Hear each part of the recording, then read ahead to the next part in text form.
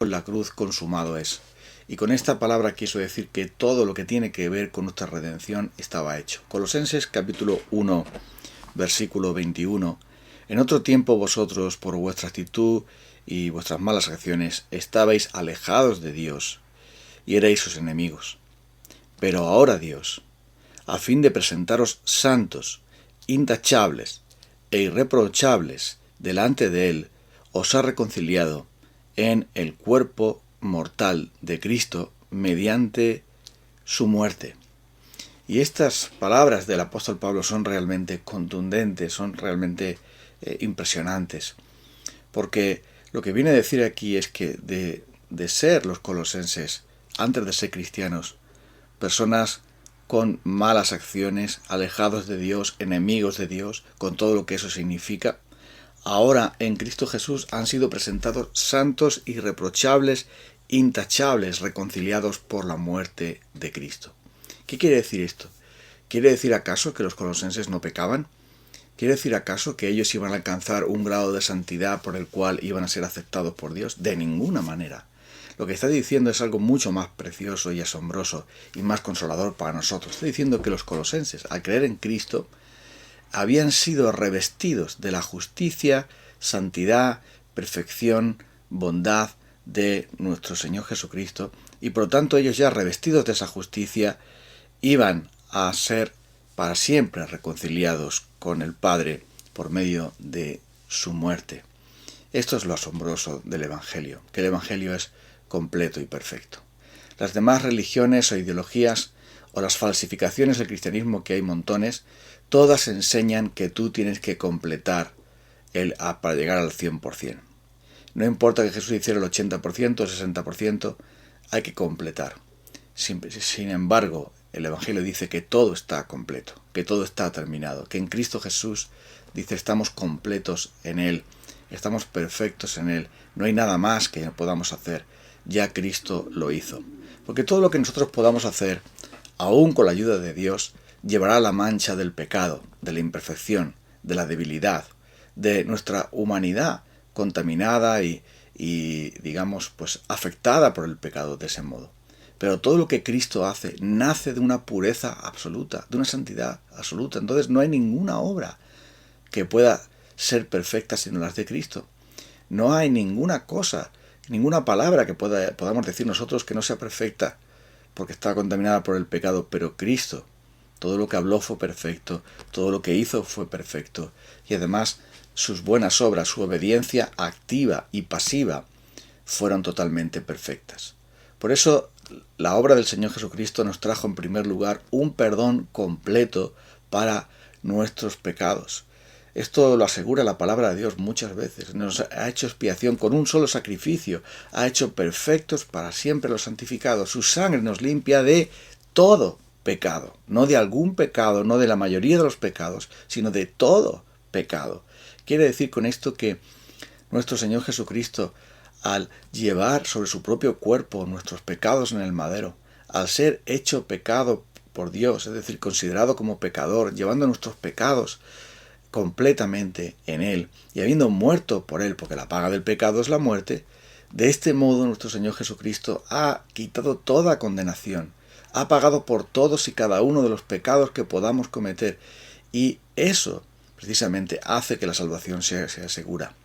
Ninguna condenación hay para los que están en Cristo Jesús. Y también nos dice que los que han sido justificados han sido también santificados, han sido también glorificados. Y si Dios es el que justifica, ¿quién es el que condenará? Cristo es el que murió, más aún el que también resucitó, el que está a la diestra del Padre, el que también intercede por nosotros. Es absolutamente imposible que nos sean demandados, sea demandada por parte de la justicia de Dios el cubrir nuestros pecados de nuevo, porque ya han sido cubiertos perfectamente, eternamente, por la muerte de nuestro Señor Jesucristo. Era por lo tanto imprescindible que Jesús muriera, pero no que muriera de anciano, no que muriera en otras circunstancias, sino que muriese en la cruz como sacrificio, como paga por nuestro pecado. Por eso tenía que morir, y tuvo que morir de aquella manera.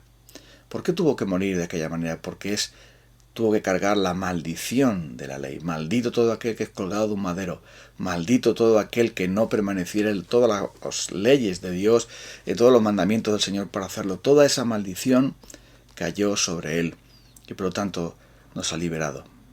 La segunda cosa es que nos ha revestido de su justicia. Es lo que hemos leído aquí en Colosenses 1, cuando dice que nos ha presentado para presentarnos santos, intachables e irreprochables delante de Él. Sabemos bien que los mejores cristianos entre nosotros son pecadores también. Ellos también tienen malos pensamientos y en lo privado, en lo oculto, son orgullosos, envidiosos y codiciosos como cada uno de nosotros. Puede ser que de cara a la galería del escaparate que tenemos en nuestra vida, pues pueda parecer que somos realmente buenas personas. Pero cuidado, hay que mirar la trastienda. No solamente mires el escaparate de las personas, no solamente mires tu propio escaparate, mira también lo que hay dentro de cada persona. Y dice la palabra de Dios que de dentro del corazón del hombre salen los malos pensamientos, salen los adulterios, las fornicaciones, la inmundicia, la vanidad. Todo eso sale de dentro del hombre y contamina al hombre. Por lo tanto, el ser humano tiene un corazón perverso y contaminado y solo Dios puede tratar con él. Y era por lo tanto imprescindible que tuviésemos la justicia de Cristo y no la nuestra. ¿Cómo podríamos nosotros ser irreprochables delante de Él si no fuera por su justicia? ¿Cómo podríamos ser intachables delante de su presencia, habiéndonos reconciliado con Él? Solo porque también Jesús obedeció perfectamente toda la santa ley de Dios, agradando a Dios de principio a fin, muriendo exactamente en santidad y perfección como lo hizo, y así toda esa justicia, todos esos méritos, toda esa santidad pudiese ser atribuida a nosotros por la fe, y así revestidos de ella, pudiésemos entonces ser considerados justos e inocentes y santificados delante de su presencia. El libro de Romanos dice que a los que llamó también justificó, santificó, glorificó. Son términos que hablan de una vez para siempre. Todo eso sucedió ya en la cruz y se aplica a nosotros, definitivamente. Claro que pecamos, claro que tenemos todavía maldades, pero Dios nos considera en Cristo, no en nosotros mismos, en Cristo nos considera ya a salvo. Y esa es la gran motivación para caminar nosotros en santidad, para buscar agradarle a Dios en todo lo que podemos. Pero también es la gran motivación para acercarnos al Señor arrepentidos cuando pecamos, porque sabemos que todo está pagado. Sabemos que todo está cubierto por la obediencia perfectísima de nuestro gran Dios y Salvador, Cristo Jesús. La tercera cosa que Jesús nos ha alcanzado es nada más y nada menos que la vida eterna. Porque verás, nadie que no sea perfectamente santo y que haya pagado por los pecados, si los hemos tenido, evidentemente los tenemos, nadie que resuelva esos dos problemas podría entrar como recompensa a la vida eterna. Porque nadie imperfecto, impuro, malvado, nadie con defecto, pues puede entrar a la presencia de Dios. Por eso, algunas religiones inventaron un estado intermedio, un estado entre ni infierno ni gloria, y lo llamaron purgatorio. ¿Por qué se inventaron ese lugar? Porque sabían que cualquier persona tenía pecados. Sabían también, según su idea, que Jesucristo no cubría todo. Y por lo tanto, hacía falta un tiempo de reciclaje, de lavadora, un tiempo de pasar ciertos sufrimientos para pagar la condena, para pagar el precio del pecado que se te quedaba pendiente y después así poder pasar al cielo. Digamos que había que pasar por otra cirugía, había que pasar por otra rehabilitación, había que pasar por otro tiempo en el cual te purificaras para entrar en el cielo, porque no podías entrar en el cielo solamente los santos, muy santos, que así fuesen en el criterio humano de los hombres de la iglesia en aquella época, pues decir, este sí ha entrado al cielo, pero los otros no. Entonces hay que levantar oraciones, rezos, ayunos, ofrendas, intercesiones de santos, de ángeles, de otras criaturas, etc.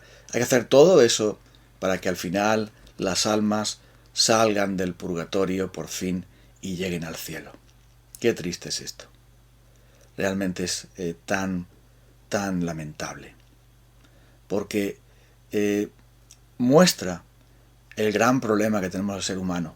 No creemos al Evangelio, no conocemos el Evangelio, no estamos dispuestos a aceptar que el Señor Jesucristo, con una sola ofrenda, hiciera perfectos para siempre a los que está santificando. No estamos dispuestos a aceptar que Él nos presente santos y irreprochables delante de su presencia, porque no entendemos la salvación, no entendemos que la redención es, la justificación es por la fe, por la gracia solo, que tú no añades absolutamente nada, tú y yo no podemos añadir nada. Lo único que traemos al acto de la redención es nuestro pecado, es lo que es propio nuestro.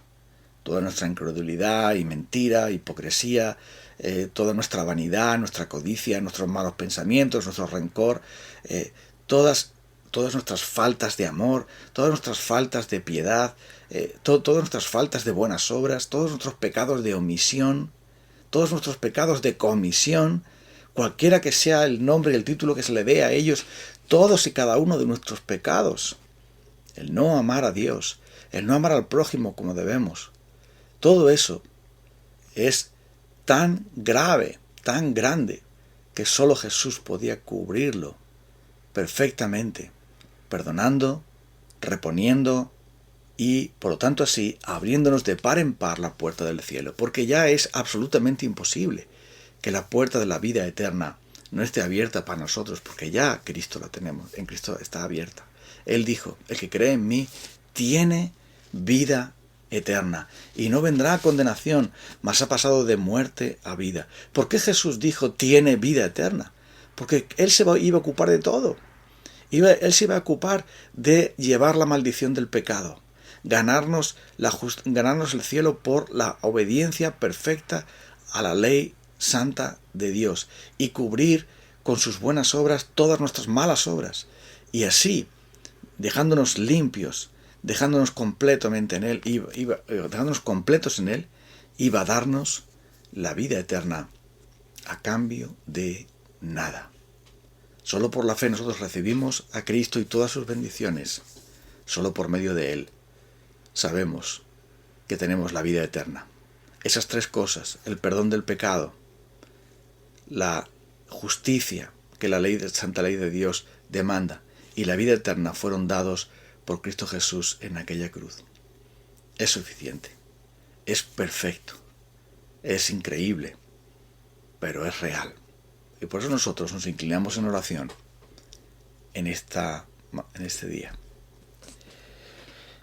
Señor Jesucristo, una vez más estamos asombrados, como no puede ser de otra manera, al considerar tu perfecta obra en vida y muerte y resurrección. Al considerar tu perfecta obra por nosotros, cubriendo nuestros pecados, limpiándonos de toda maldad, para que podamos presentarnos delante del Padre, en ti, completamente santos, justos, inocentes, revestidos de una justicia, de una obediencia y santidad que ni en sueños, ni aunque hubiésemos vivido 100.000 años, hubiésemos podido, Señor, lograr. Revestidos entonces de tu justicia, Señor Jesucristo, perfecta, y habiendo limpiado de nuestros pecados, y habiendo pagado la condena de la muerte y del infierno que nosotros merecíamos, ahora estamos seguros de que las puertas de la vida eterna ya están abiertas y dispuestas, preparadas, para recibirnos cuando tú regreses o cuando tú nos llames a tu presencia. Oh Señor, te pedimos hoy que aquellos que nos rodean puedan conocer y creer en este Evangelio maravilloso, y nosotros podamos vivir en gozo, en gratitud, en alabanza y en obediencia, gozosa, amorosa, en respuesta a tan grande amor. En el nombre de Cristo. Amén. Nos encontramos el día de mañana.